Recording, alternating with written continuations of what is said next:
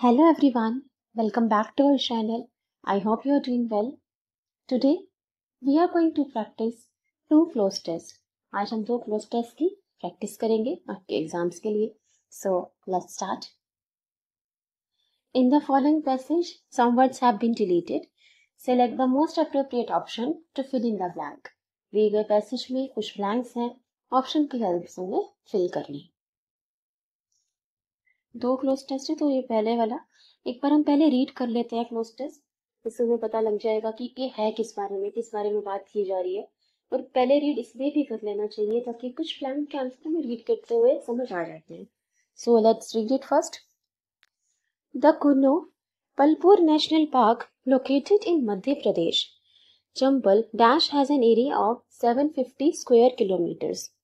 It now has leopards, jackals, spotted deer, sambar, nilgai, chinkara, wild boar and four-horned antelope, making it a perfect dash base for fields.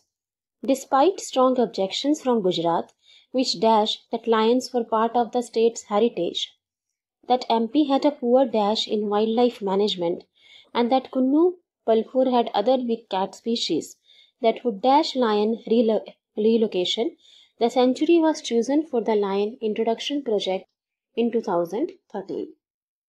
ठीक है, तो ये cloze test किस बारे में बात करते हैं? नेशनल पार्क के बारे में, लायंस के बारे में, एनिमल्स के बारे में. तो ये नेशनल पार्क, राष्ट्रीय उद्यान, उसके बारे में बात की गई है. एनिमल्स, लायन का री इंट्रोडक्शन करना. तो पहले गुजरात ने ऑब्जेक्शन किया था कि वहां पे होना चाहिए. चलो ठीक है, पहले आप अटेम्प्ट करो ब्लैंक्स फिर देखेंगे. फर्स्ट का आंसर क्या होगा? Region, region, rain, river.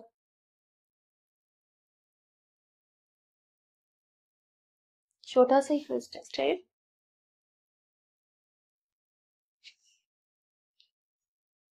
चलिए सेकंड का देखिए आंसर. सेकंड का आंसर क्या होना चाहिए? Guard, fun, aid, pray.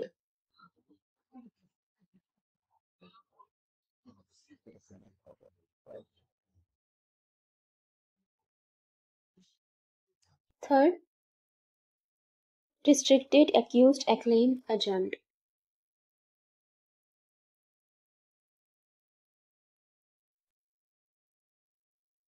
Fourth, summary, gaze, record, loss.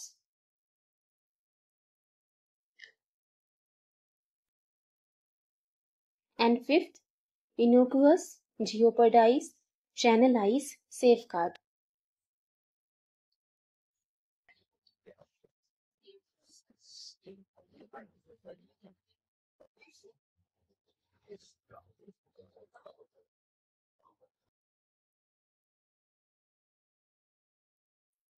So I hope आपने सारे ब्लैंक्स का आंसर सोच लिए होंगे. अब हम एक बार इस क्लोज टेस्ट को और आंसर्स डिस्कस करते हैं.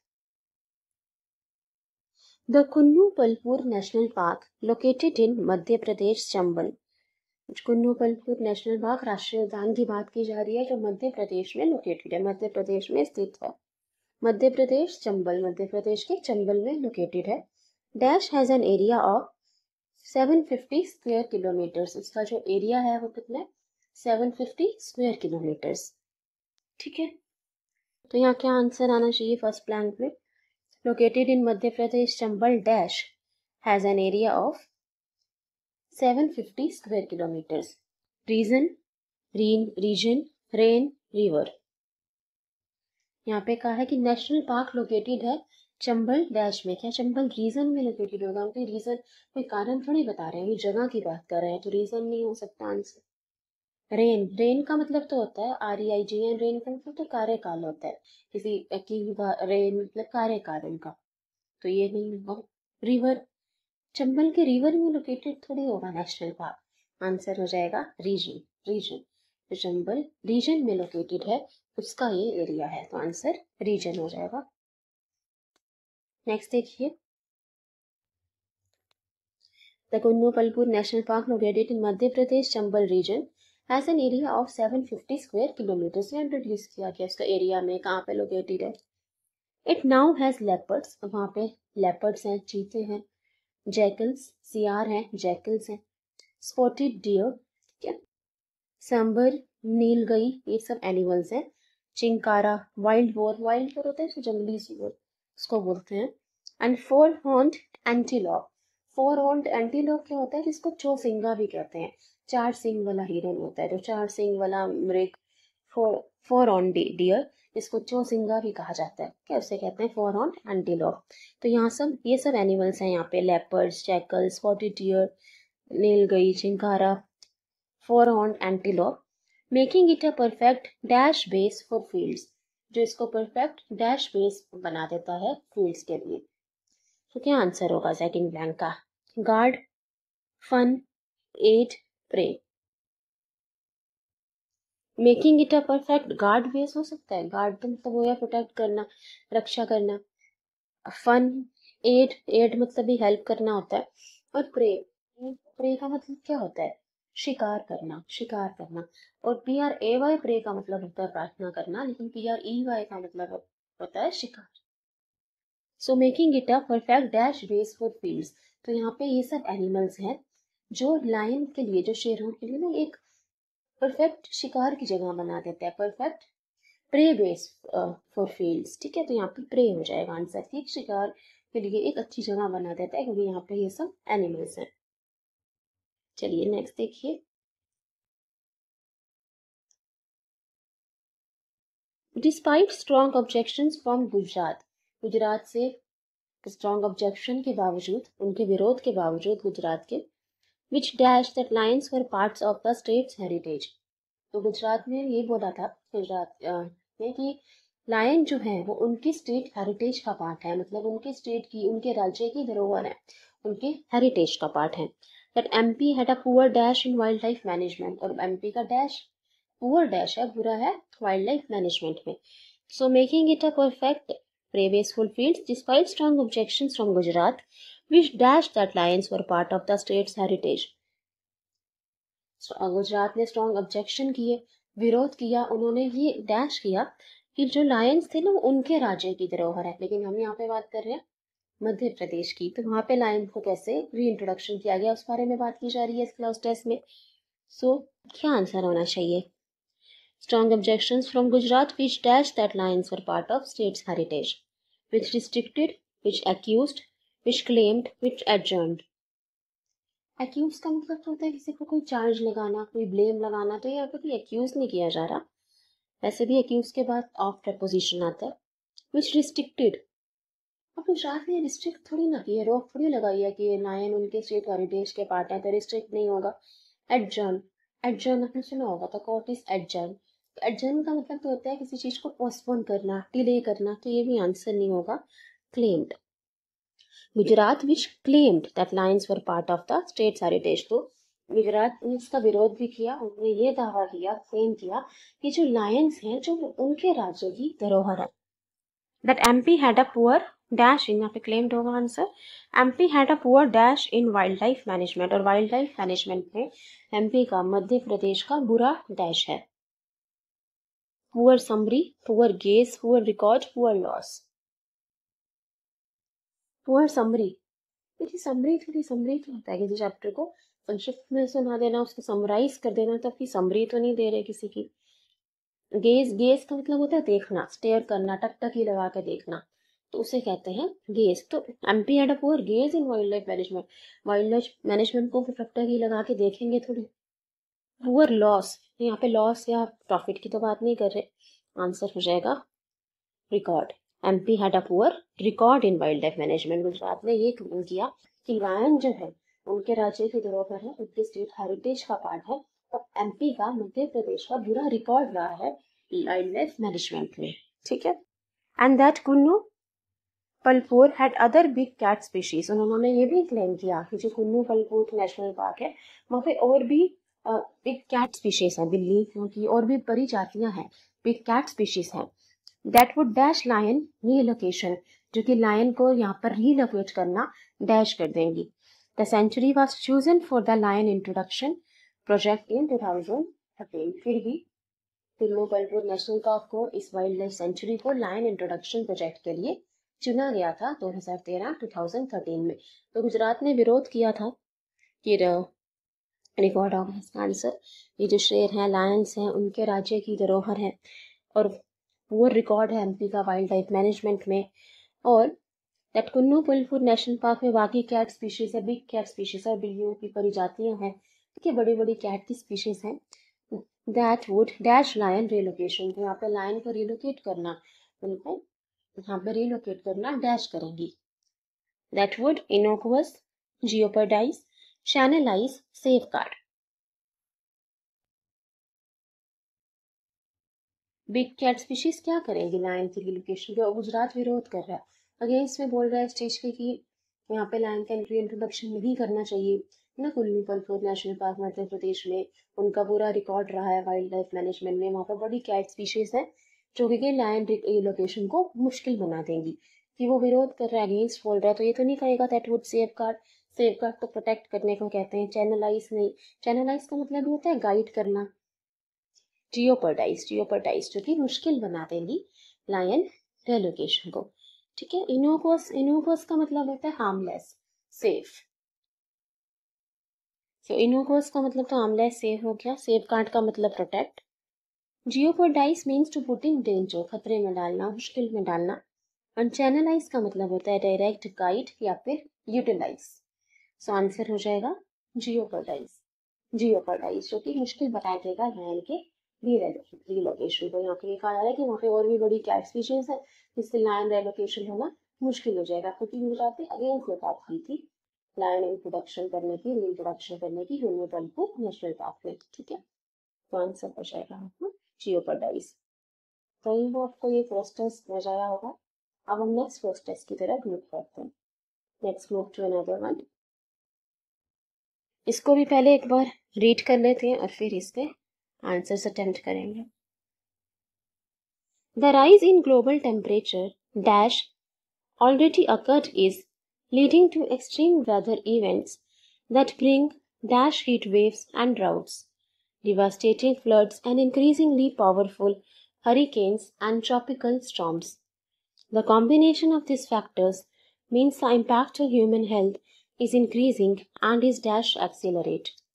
But there is a room for hope, particularly if governments take action now to dash the pledges made at Glasgow in November 2021 and to go further in resolving the climate crisis. WHO is dash governments to lead a just, equitable, and fast phase out of fossil fuels and transition to a clean energy future. ठीक है, तो ये भी बात कर रहा है environment की।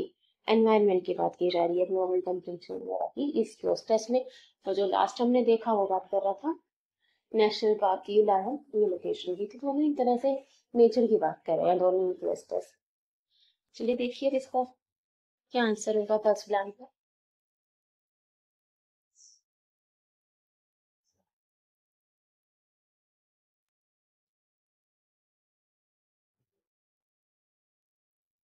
सेकंड,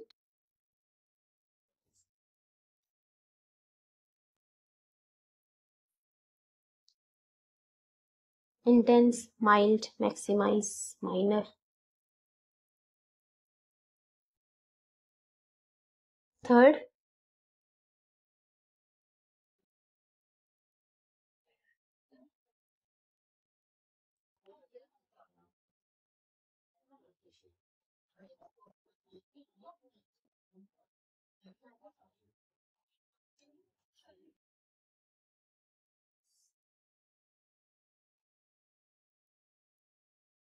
फोर्थ,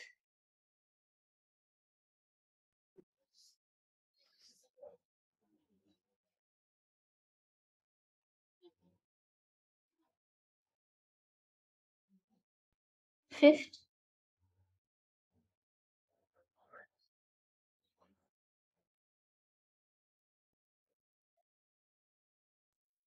चलिए इसको हम एक बार पढ़ते हैं, देखते हैं इसका मीनिंग और answers. The rise in global temperature, ठीक है, जो दुनिया का तापमान बढ़ा है, ग्लोबल टेम्परेचर बढ़ रहा है। Dash already occurred, dash already occurred जो ऑलरेडी हो चुका है। इस leading to extreme weather event, जिससे मौसम बहुत ज़्यादा बदल रहा है, that bring dash heat waves and droughts, जिससे हीट वेव्स, गर्म हवाएं और ड्राउट्स आ रहे हैं, मतलब सूखा पड़ रहा है, डिवेस्टेटिंग फ्लड्स, बाढ़ आ रही है, and increasingly powerful hurricanes and tropical storms, जिससे तूफान भी हो रहा है। ठीक है, तो यही बताया जा रहा है कि राइज इन ग्लोबल टेम्परेचर की वजह से कैसे नेचर पे इफेक्ट पड़ रहा है। तो क्या आंसर होगा फर्स्ट प्लान का? The rise in global temperature dash already occurred, which had already occurred, that is already occurred, which have, या फिर that has। क्या which had आंसर हो सकता है? ये पूरे पैसेज को रीड करो, प्रोसेस को, तो किस टेंस में जा रहा है? rise in, that bring, ठीक है, combination of this factor means, तो सिंपल प्रेजेंट टेंस में चल रहा है। To go further, lead a just equitable, तो अगर आप पूरा टेंस देखोगे पूरे प्रोसेस को, तो सिंपल प्रेजेंट टेंस में जा रहा है। तो यहाँ पे which had तो पास्ट टेंस होता है, तो had वाला आंसर नहीं होगा, हम प्रेजेंट में बात कर रहे हैं। दैट इज हो सकता है, चलो देखते हैं। which have हो सकता है answer, the rise in global temperature which have already occurred, have तो प्लूरल वर्ब होता है ना, have का यूज तो हम प्लूरल सब्जेक्ट के साथ कर सकते हैं। तो राइज इन ग्लोबल टेम्परेचर मतलब एक बात की जा रही है, यहाँ पे सिंगुलर सब्जेक्ट है कि ग्लोबल टेम्परेचर में जो बढ़ोतरी हो रही है, जो राइज हो रहा है, तो यहाँ पे सिंगुलर सब्जेक्ट है, तो सिंगुलर वर्ब होना चाहिए, हैव तो प्लूरल होता है, तो ये भी आंसर नहीं हो सकता। तो दैट हैज या दैट इज क्या होगा? The rise in global temperature that is already occur. जो वर्ड्स होते हैं जैसे ऑलरेडी, येट, ये हमने टेंसेस में पढ़ा भी था, ऑलरेडी, येट, इनके साथ हमेशा परफेक्ट टेंस का यूज करते हैं, परफेक्ट टेंस। तो यहाँ पे दैट हैज आंसर हो जाएगा, दैट हैज ऑलरेडी अकर्ड, ये प्रेजेंट परफेक्ट टेंस है। ठीक है, परफेक्ट टेंस का यूज किया जाता है इन वर्ड्स के साथ, ऑलरेडी, येट और भी बहुत सारे वर्ड्स हमने पढ़े थे। तो विच हैड आंसर नहीं हो सकता, दैट इज नहीं, विच हैव नहीं, दैट हैज इसका आंसर है। The rise in global temperature that has already occurred is leading to extreme weather event, जो मतलब जो टेम्परेचर बढ़ रहा है, जो ऑलरेडी बढ़ चुका है, इससे वेदर इवेंट्स हो रहे हैं, मौसम बहुत तेजी से बदल रहा है, that bring dash heat waves and drops, जिससे गर्म हवाएं चल रही हैं, सूखा पड़ रहा है, तो that bring dash heat waves and drops, intense, mild, maximise, minor. Intense का मतलब होता है स्ट्रॉन्ग, सीरियस, स्ट्रॉन्ग। माइल्ड का मतलब तो सॉफ्ट होता है। मैक्सिमाइज, मैक्सिमाइज करना किसी चीज को, ये तो वर्ब है। और माइनर, तो क्या आंसर होगा? That bring dash heat waves and droughts. अब हीट वेव्स एंड ड्राउट्स ये नाउन है, हीट वेव्स एंड ड्राउट्स ना, ये नाम है किसी चीज का, हीट वेव और ड्राउट। तो नाउन को डिस्क्राइब करने के लिए हमें यहाँ पे एडजेक्टिव की जरूरत होगी, एडजेक्टिव चाहिए होगा। अब मैक्सिमाइज तो वर्ब है, किसी चीज को मैक्सिमाइज करना, तो ये तो वर्ब हो गया, तो ये आंसर नहीं हो सकता। माइल्ड, माइल्ड का मतलब होता है सॉफ्ट, और आगे कहा गया डिवेस्टेटिंग फ्लड्स, बाढ़ें आती हैं उससे, पावरफुल हरिकेन्स, ट्रॉपिकल स्टॉर्म, से तूफान आता है। तो एक सीरियस प्रॉब्लम रेस की गई है। तो अगर इसमें सॉफ्ट हीट वेव्स और ड्राउट्स होते, सॉफ्ट हीट वेव्स और ड्राउट्स नहीं कहेंगे हम, ये कहेंगे कि strong heat waves and droughts, intense heat waves and drought, जिससे तेज गर्म हवाएं चलती हैं, सूखा पड़ता है, क्योंकि यहाँ पे प्रॉब्लम की बात की जा रही है। अगर ये mild heat waves and droughts है, तो इस प्रॉब्लम को रेज नहीं किया जाता। आगे कहा गया डिवेस्टेटिंग फ्लड्स हैं, ट्रॉपिकल स्टॉर्म्स हैं, तो माइल्ड आंसर नहीं हो सकता, ना ही माइनर आंसर हो सकता है। आंसर हो जाएगा intense. Intense, that means strong, serious. So that bring intense heat waves and droughts, devastating floods, and increasingly powerful hurricanes and tropical storms. The combination of these factors, अगर हम इन सबको मिलाएं, means the impact on human health is increasing, मतलब मानव की सेहत पे, इंसान की सेहत पे भी इन सबका असर पड़ रहा है, and is dash accelerate और dash बढ़ रहा है, and is rarely to accelerate, likely to accelerate, barely to accelerate, hardly to accelerate, and is rarely to accelerate। rarely का मतलब तो होता है मुश्किल से, rarely, barely, hardly, इन सबका ही मतलब होता है मुश्किल से। तो हम ये तो नहीं कह रहे हैं कि ह्यूमन, यहाँ पे एक सीरियस बात रेस की जा रही है, ये नहीं कहा जा रहा कि मुश्किल से इसका असर पड़ सकता है ह्यूमन हेल्थ पे, और मुश्किल से थोड़ा ज़्यादा असर हो सकता है, ये तो नहीं कहा जा रहा है। वैसे भी बेयरली, स्केर्सली, हार्डली का हम यूज़ नेगेटिव सेंस में करते हैं, लेकिन यहाँ पे हम एक प्रॉब्लम रेस कर रहे हैं। इनका इम्पैक्ट पड़ रहा है ह्यूमन हेल्थ पे, इनका असर पड़ रहा है मानव की सेहत पे, और वो और ज़्यादा खराब हो सकता है और ज़्यादा बढ़ सकता है इनका जो इफेक्ट है ह्यूमन हेल्थ पे। तो it is likely to increase होगा, कि पॉसिबिलिटी है कि इसका इफेक्ट जो है ह्यूमन हेल्थ पे पड़ रहा है वो और ज़्यादा बढ़े। तो रेयरली, हार्डली, स्केर्सली नहीं होगा। वैसे भी इसका एक जैसा ही मीनिंग होता है, रेयरली, रेयरली, हार्डली। लाइकली का ही मीनिंग डिफरेंट है, तो ऐसे के आंसर सेलेक्ट कर सकते थे। आंसर हो जाएगा likely to. But there is a room for hope, पर अभी भी आशा की एक किरण है, रूम फॉर होप है। Particularly if governments take action now, अगर सरकार ये एक्शन लेती है to dash the pledges made at Glasgow in November 2021 में, जो प्लेज लिए गए, जो वादे किए गए ग्लासगो में, and go further in resolving the climate crisis, और जो क्लाइमेट क्राइसिस हो रही है, जो प्रॉब्लम हो रही है, उसको रिजॉल्व करने के लिए और स्टेप्स ले।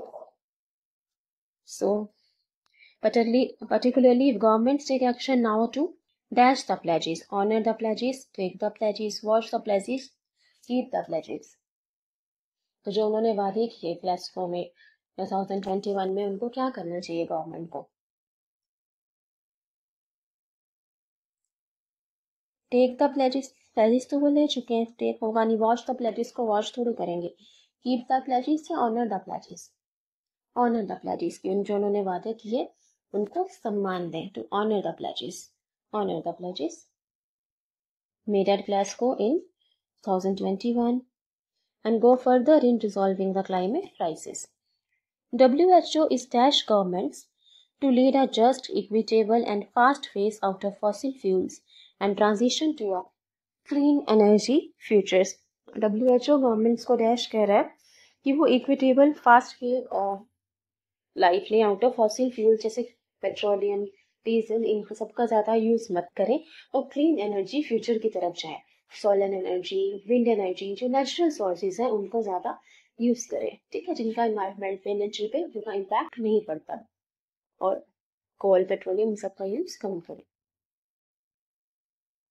तो यहाँ पे क्या आंसर होगा? WHO is calling at governments, calling on government, calling for government, या फिर कॉलिंग फ्रॉम गवर्नमेंट?